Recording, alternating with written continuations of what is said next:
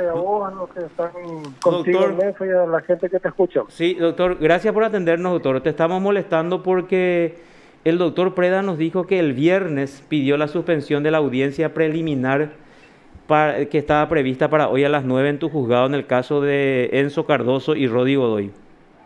Sí, así mismo. Tomó intervención, solicita la intervención por Rodrigo Godoy y solicita la suspensión a los efectos de hacerse de copias de la carpeta y expediente judicial. Así mismo. Doctor, ¿y ya tomaste alguna determinación con respecto al pedido? Todavía vamos a abrir la audiencia, vamos a dejar nota de lo que están y eventualmente la idea es llevar adelante la audiencia con los que estén presentes. ¿Y quiénes más son ahí? ¿Son otros funcionarios también están incluidos aparte de estos dos exministros? Carlos, son cerca de 22 personas. De 22 personas. Bueno, De 22 aproximadamente. doctor, y como siempre hablamos en tribunales, el resto es casi Sí, desconocida o sea, es desconocido por la gente, el resto de los sí, procesados. Y sí. lo importante siempre son las cabezas que logran de una u otra forma escribar o eludir este tipo de diligencias. Sí.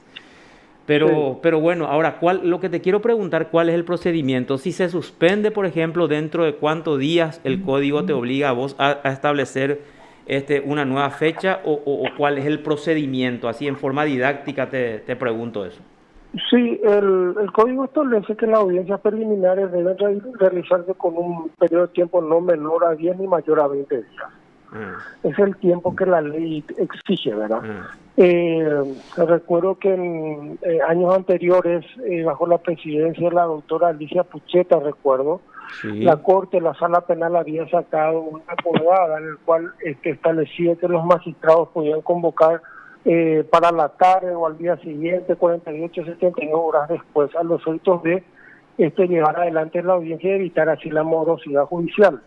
La cuestión está de que tenemos tribunales de apelación que interpretan que estos plazos siempre deben respetarse porque hace al derecho a la defensa, y hay otra corriente que tienen el pensamiento de que estos plazos deben tenerse en cuenta para la primera convocatoria, pero Ujú. ya hemos tenido experiencia de que en varios casos donde hemos procurado llevar adelante la audiencia con el menor tiempo posible, se han presentado recursos de reposición, apelación en subsidio, y lógicamente eso también impedía que la audiencia pudiera realizarse en un menor tiempo. Ahora, con relación a este caso concreto, o sea, esta es ¿qué ocasión que vos intentás realizar la audiencia preliminar? ¿La acusación de qué fecha es, doctor? La acusación en sí, hay tres requerimientos, Sí. Carlos. Hay un requerimiento solo del que hace referencia al señor Enzo Cardoso, y esto data de el 23 de marzo del 2015. Sí. 23 de marzo del 2015. Existe otro requerimiento donde están tres personas procesadas que eran funcionarios del ministerio. Esto tiene cargo, te digo, un ratito, del 1 de marzo, a ver, es un requerimiento, un ratito.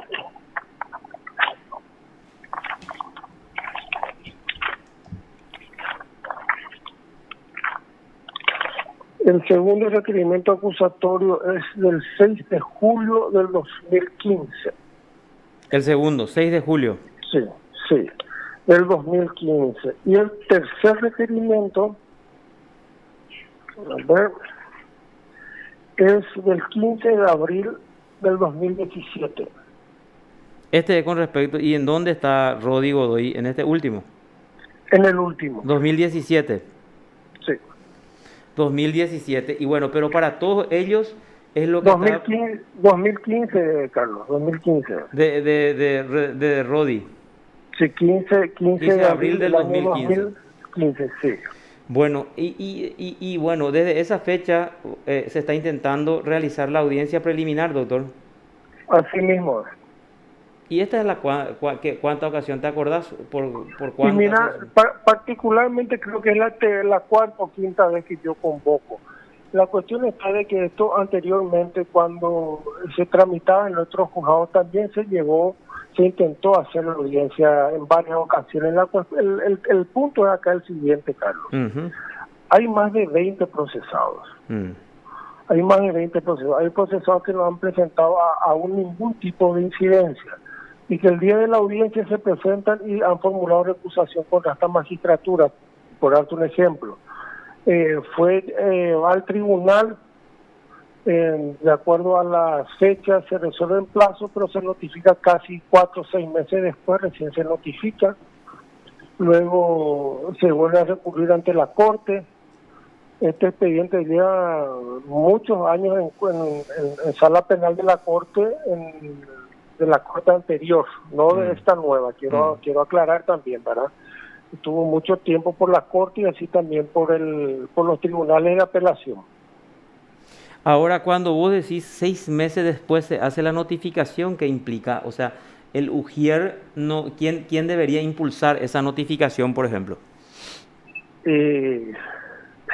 Tendría que ser el mismo tribunal que resuelve, tiene que dar noticia a lo que resuelve.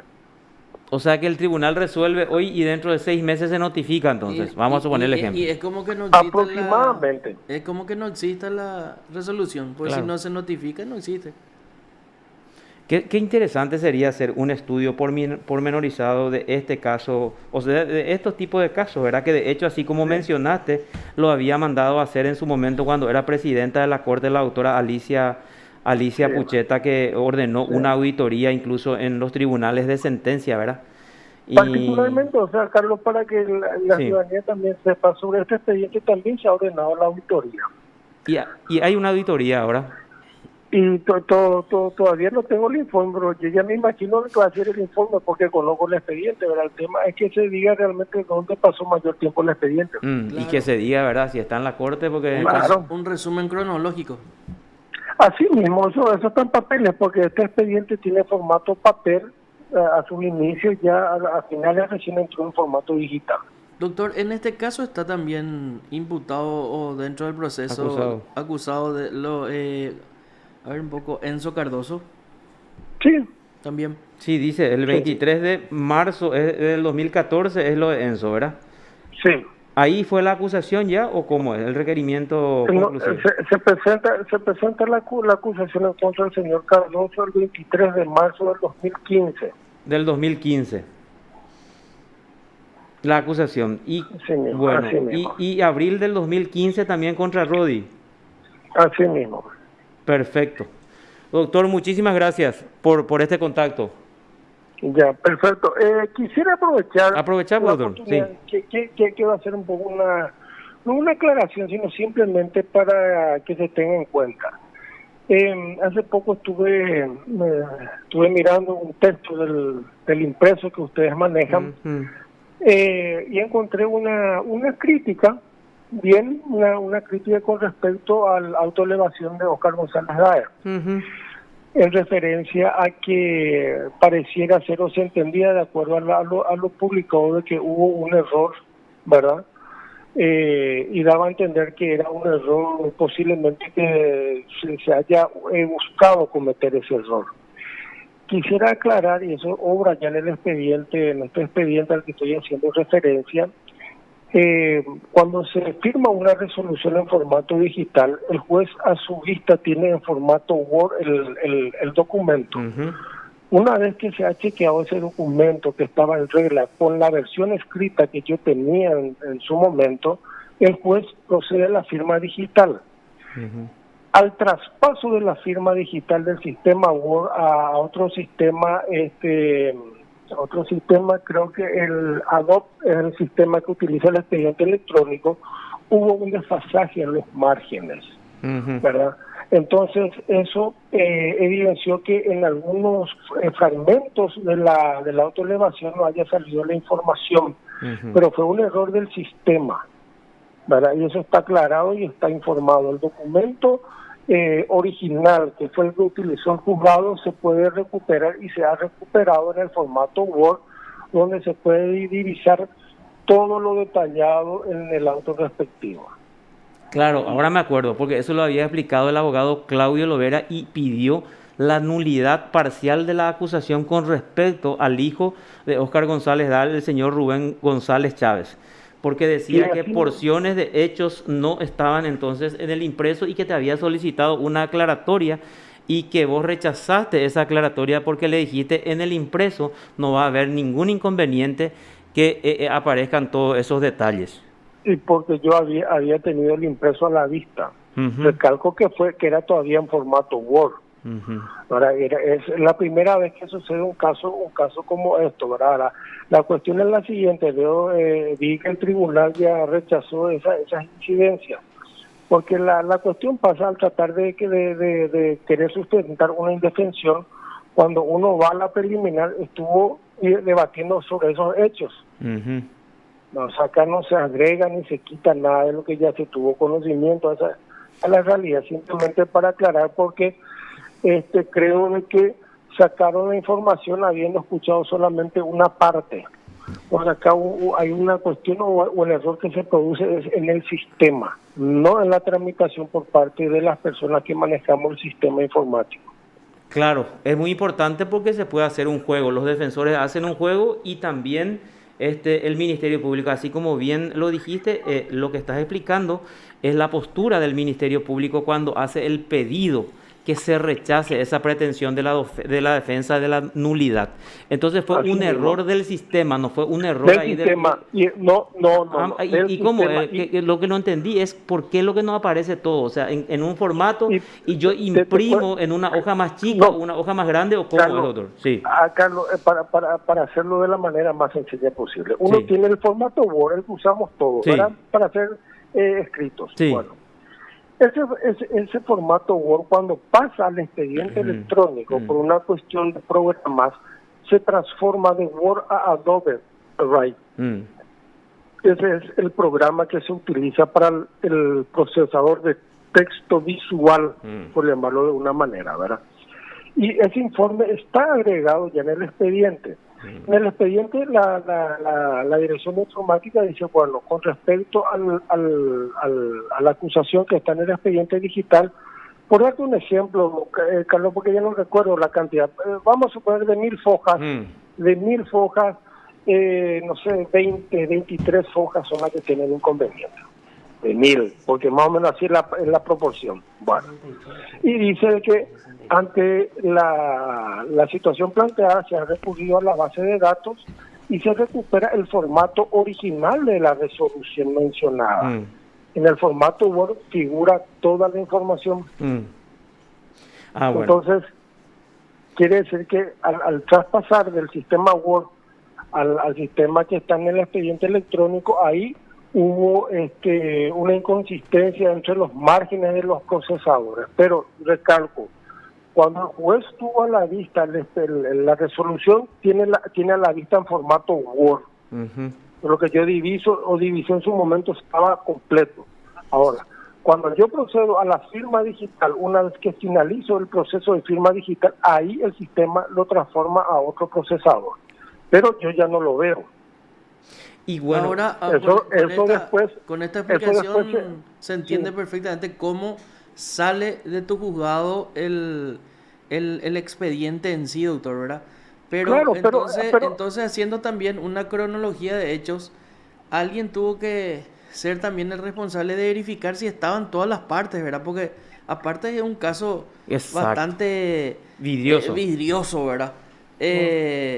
Y me parece correctísimo, doctor, desde tu posición, no sacarle la nalga a la jeringa, sino que explicar y contestar ese tipo de información, ¿verdad? Pero como dijimos en el caso de una auditoría de algún tipo de expediente, la cronología de los hechos, porque eso es visible, palpable, nos va a determinar quién cometió ese error, y esos errores muchas veces pueden llevar a que una causa se pierda por el camino, ¿verdad? Entonces, pero imagínate, porque el abogado no había leído lo que dice el código. Imagínate si no aparece en la acusación, aunque ustedes digan y la fiscalía sostenga, sí, eso debatimos. Pero la ley, el artículo que el abogado leyó, que no me acuerdo en este momento, 300... dice claramente que tiene que aparecer la descripción de los hechos. Sí. Y justo vamos a suponer que en cuanto a mis ingresos y egresos, la conclusión no aparece. Sí se va a leer el auto de apertura. Y entonces esa parte, la nulidad de esa parte es lo que él solicitó. Es importante esta aclaración porque se le da pie también. O sea, inclusive se te puede escapar a vos. Y así como dijo Marco, mi compañero, es un tema muy, muy vidrioso que siempre hace dudar de todo, ¿verdad? Claro, pero el tema es el siguiente, que el caudal fáctico, el relato de hecho está. Lo que tuvo por inconveniente de los márgenes, lo que se hace cercenado en parte eran cuadros de valores de inmuebles. Uh-huh. Y esos inmuebles estaban, ¿cómo te voy a decir?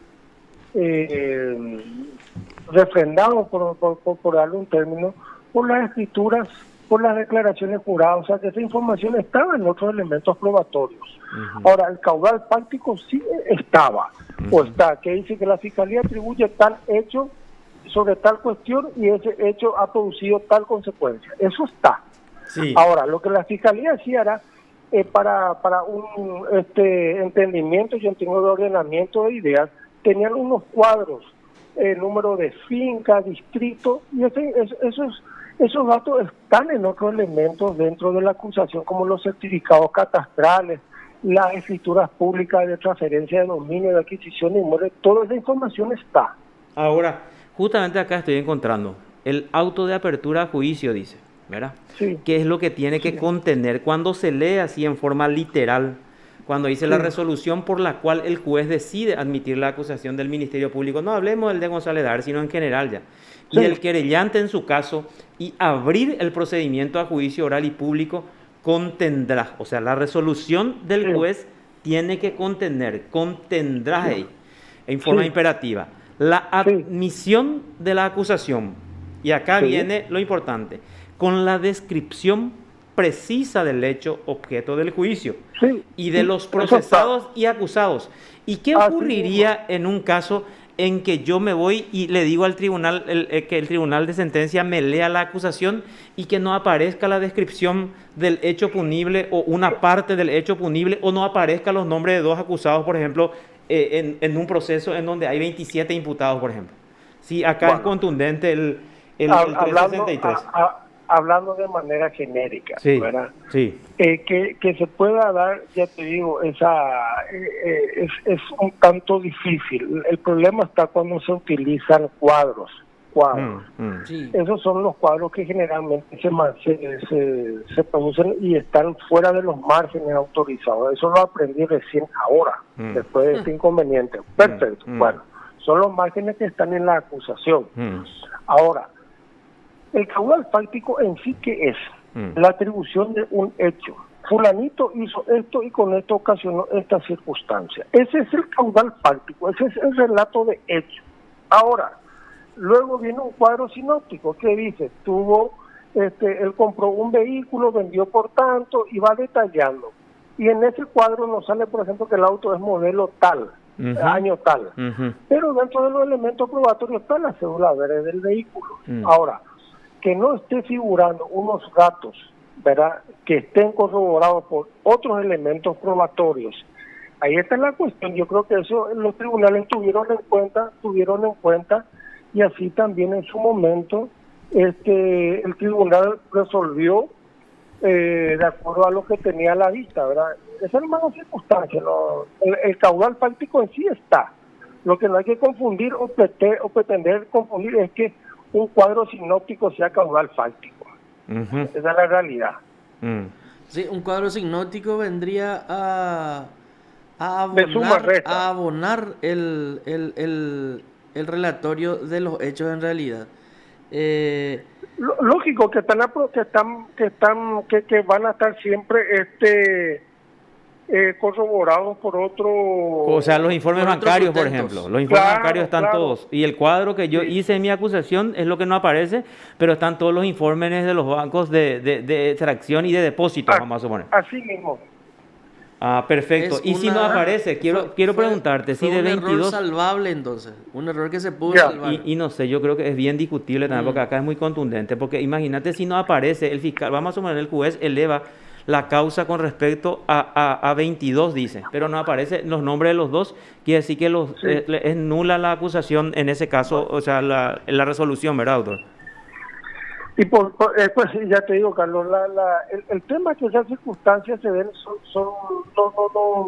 es difícil que se den en la práctica, ¿verdad? Como yo ya no tengo ese expediente, de repente puedo... No, pero yo no digo en ese... algunas cuestiones, pero hay algo relevante. Sí. De que esa providencia o esa resolución por la cual se había ratificado de que estaba, que era visible, fue ratificado por Cámara. ¿Verdad? Fue ratificado por Cámara. Creo que escuché que se comentó, pero en la resolución de Cámara no se explicaba sobre los hechos concretos. Bueno, por lo que se resolvió es ratificar la resolución. Y en la resolución que se ratificó estaban expuestos esos hechos. Interesante. Esas son circunstancias también que creo que no se puso a conocimiento en su momento. Correcto. Bueno, Carlos, quiero que me disculpen, les dejo. No, doctor. Gracias a vos, a las órdenes. Okay. Hasta luego, doctor. Te informó PDS Radio TV Digital. El juez penal de garantías, Humberto Tazú. Humberto Tazú. Le hablamos de un tema al comienzo que es el tema de Rodrigo Godoy. Ya no llamó a ahí cuando apareció esa fallita, era interesante porque es